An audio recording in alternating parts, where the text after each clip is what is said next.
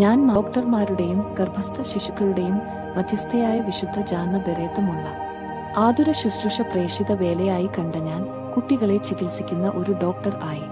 ഒരു യഥാർത്ഥ ക്രിസ്തീയ കുടുംബത്തിന് രൂപം കൊടുക്കുവാൻ ആഗ്രഹിച്ചുകൊണ്ട് വിവാഹ ജീവിതത്തിലേക്ക് പ്രവേശിച്ച എനിക്കും ഭർത്താവിനും ദൈവം 4 മക്കളെ നൽകി അനുഗ്രഹിച്ചു.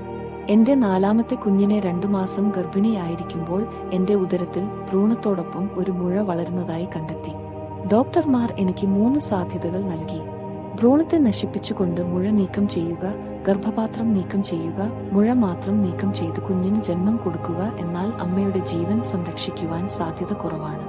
എന്റെ ജീവൻ നിലനിർത്താൻ ഗർഭസ്ഥ ശിശുവിന്റെ ജീവൻ നശിപ്പിക്കുവാൻ മൗലിക അവകാശം ഉണ്ടായിരിക്കെ ഞാൻ 3ാമത്തേത് തിരഞ്ഞെടുത്തു. കുഞ്ഞ് ജനിച്ചു ഒരാഴ്ചക്കുള്ളിൽ ഞാൻ മരിച്ചു. മക്കളെ, അസ്ഥിനുറുങ്ങുന്ന വേദന അമ്മയ്ക്ക് നൽകിയാണ് ഓരോ കുഞ്ഞും ഭൂമിയിൽ പിറക്കുന്നത്. അവളുടെ മനസ്സ് വേദനിപ്പിക്കരുത്.